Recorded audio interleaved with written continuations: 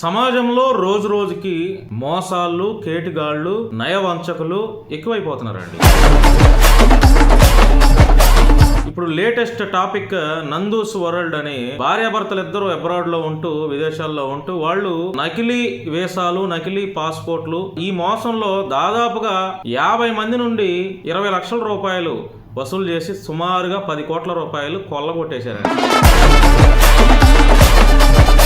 ఈ వీడియో పైన ప్రజాభిప్రాయం ఒకసారి చూద్దామండి. 50 మంది దగ్గర ఒక్కొక్కరి చొప్పున 20 లక్షలు అంటే 10 కోట్ల రూపాయలు. విజయవాడ పోలీసులు పట్టుకోరు, పెద్దవాళ్ల బంధువులు కదా. మన హిందువులలో దాదాపు 70% మోసం చేస్తే బతుకుతారు.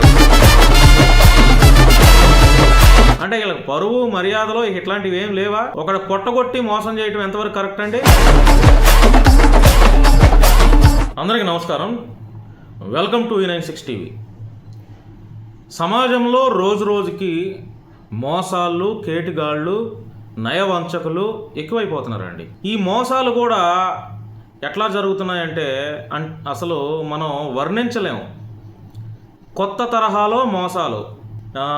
అసలు ఈ మోసాలు చేయటానికి కూడా ఎక్కడైనా ట్రైనింగ్ తీసుకున్నారా అన్నంత విధంగా సమాజంలో రోజు రోజుకి మోసాలు జరుగుతూ ఉన్నాయి.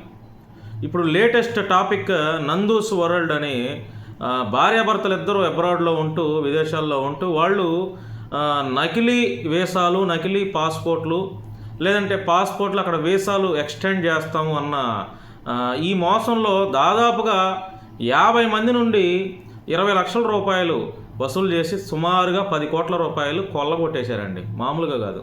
అంటే సోషల్ మీడియాలో ఇలా ఇన్ఫ్లుయెన్సర్ పేర్లతో, లేకపోతే ఇన్స్టాగ్రామ్లో వైరల్ అయిన వాళ్ళు, లేకపోతే కళ్ళబొల్లి మాటలు, పత్తిత్తి మాటలు చెప్పేవాళ్ళు కూడా ఈ రకంగా మోసాలకు పాల్పడుతున్నారండి. అంటే ఎవరిని నమ్మటానికి లేకుండా పోయింది ఈ సమాజంలో. మామూలుగా కాదండి.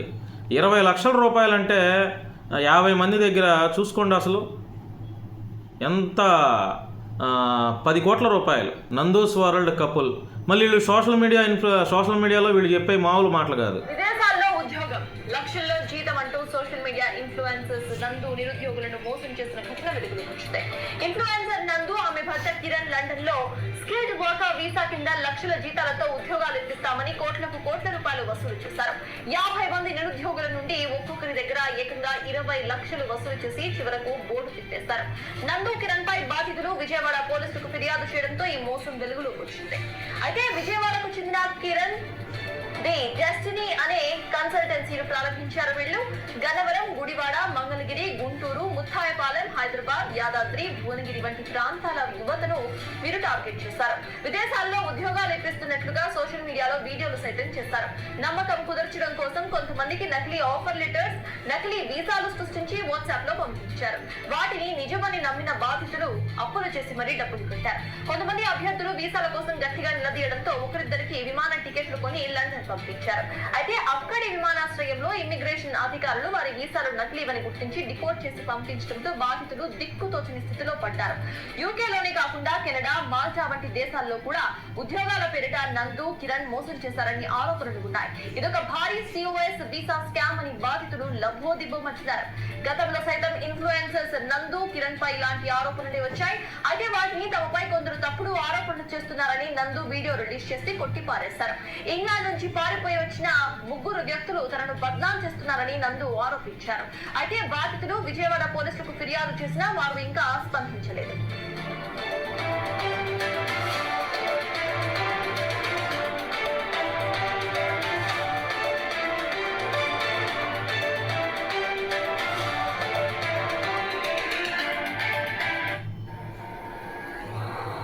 సత్తాజ్ మొత్తం మీద చూసుకుంటే నకిలీ వీసాలు, నకిలీ జాబులతో విదేశాల్లో ఉద్యోగాలు లభిస్తామని చెప్పి నందు, కిరణ్ ఇద్దరు భార్యాభర్త తమని మోసం చేశారని చెప్పి కూడా విజయవాడ, హైదరాబాద్, యాదాద్రి, మంగళగిరి, గుడివాడ దాదాపుగా 8-9 చోట్లకు సంబంధించి ఈ వీడియో పైన ప్రజాభిప్రాయం ఒకసారి చూద్దామండి. 50 మంది దగ్గర ఒక్కొక్కరి చొప్పున 20 లక్షలు అంటే 10 కోట్ల రూపాయలు. ఓకే. విజయవాడ పోలీసులు పట్టుకోరు, పెద్దవాళ్ల బంధువులు కదా. ఓకే. మన హిందువులలో దాదాపు 70% మోసం చేస్తే బతుకుతారు. ఏదైనా పేదవాడైనా ఉండవాడైనా హిందువుల్లో 70% మోసం చేస్తేనే బతుకుతాడంట. ఈడెవడో భూక్య భద్రుడంట. చేసినా చేస్తుంది మంచి మాటకారి. ఎవరో ఈ నందు అమ్మాయి ఉంది కదా, ఇలాంటి వాళ్ళని అరెస్ట్ చేయాలి. పని చేస్తే డబ్బులు ఇచ్చి ఉద్యోగం ఇస్తారు. భారతదేశంలో గతి లేనట్టు యూకేలో బతుకుతేనే బతుకన్నట్లు డబ్బులు కట్టాల్సిన అవసరం ఏముందమ్మా? డబ్బులు ఇచ్చి సర్టిఫికేట్ కొనుక్కోవడం తప్పు కదా? ముందు యూట్యూబ్ ఛానల్ రిమూవ్ చేయాలి. ఇలాంటి వాళ్ళపైన ఇలాంటి వాళ్ళు ఈ మధ్య ఎక్కువ అయిపోయారు. ఓవర్ యాక్టింగ్ చేస్తే అట్లానే అవుతుంది. Yes, this is the correct. Because వీళ్ళకి విజయవాడ వాళ్ళు తెలుసు. నేను ఒకసారి చూశాను వీళ్ళని విజయవాడలో. Oh my god, this is very bad. కమ్మగా వదిలేశారు. ఏం అరెస్ట్ చేస్తారు? కమ్మగా అంటే వాళ్ళు చౌదరి కులం కదా, విజయవాడ పోలీసులు ఏం అరెస్ట్ చేస్తారని ఇండైరెక్ట్గా పెట్టారనమాట. His name Madhukar, right? Fake అనే వాళ్ళు కూడా వాళ్ళకి మనీ డిపాజిట్ చేయండి, అప్పుడు మీకు తెలుస్తుంది. మంగళి తర్వాత నెక్స్ట్ స్కామ్. నిజంగా అండి, వీళ్ళు విజయవాడకు చెందినటువంటి వాసులు. ఆంధ్రాలో ఎక్కువ శాతం కన్సల్టెన్సీలు ఓపెన్ చేసి సుమారుగా 50 మంది నుంచి 20 లక్షల రూపాయలు అంటే 10 కోట్ల రూపాయలు కొల్లగొట్టేశారు. మొన్నటి వరకు మంగళి దాదాపుగా 100-150 కోట్లు అంట. అంటే ఈ మోసాలు సమాజంలో రోజు రోజుకి ఎక్కువ అవుతున్నా కూడా మరి ప్రజల పిచ్చవాళ్ళ, లేకపోతే ప్రజలను అమాయకులు చేస్తున్నారా? అమాయకులైనటువంటి ప్రజల దగ్గర ఇట్లాంటి మోసాలకు పాల్పడుతున్నారా? లేకపోతే అసలు ఏంటి ఇదంతా, ఈ రకమైన మోసాలు? నిజంగా నీతిగా మంచిగా బతకాల్సింది పోయి ఈ రకమైనటువంటి మోసాలు వాళ్ళు పాల్పడితే ఎట్లా అండి చెప్పండి? అంటే చేతిలో డబ్బు ఉందిగా, మోసం చేస్తే ఆ కొద్ది రోజులు యూట్యూబ్లో వచ్చేస్తుంది, తర్వాత పట్టించుకోరు. సోషల్ మీడియాకి ఎక్కాం, కేసు అయింది కదా, మేము కోర్టులో చూసుకుంటాం, మా దగ్గర డబ్బులు ఉన్నాయి కదా అనే ఒక ధీమాలో బతుకుతున్నారా? అంటే వీళ్ళకి పరువు మర్యాదలో ఇట్లాంటివి ఏం లేవా? ఒకడు కొట్టగొట్టి మోసం చేయటం ఎంతవరకు కరెక్ట్ అండి? వాడు కాయా కష్టం చేసుకొని, లేకపోతే ఇంట్లో బంగారం అమ్ముకొని, స్థలాలు అమ్ముకొని, ఏదో ఆశతో రకరకాల సంస్థలకో లేదా రకరకాల పనుల కోసం ఇట్లా డబ్బులు మీకు ఇచ్చినప్పుడు మీరు మోసాలు చేస్తే ఆ కుటుంబాలు ఏమవ్వాలి చెప్పండి? ఒక్కొక్కటి దగ్గర నుంచి 20 లక్షల, వామ్మో మామూలు విషయం కాదు. ఇమీడియట్గా మరి వాళ్ళని పోలీసు అరెస్ట్ చేయాలి. అరెస్ట్ చేస్తారా? లేదు. మొన్న మంగళి విషయంలో ఏమైంది? అరెస్ట్ అయిందా? 4 రోజులు ఆ వివాదం నడిచింది, తర్వాత పక్కకి వెళ్ళిపోయింది, మళ్ళీ ఇప్పుడు కొత్తది.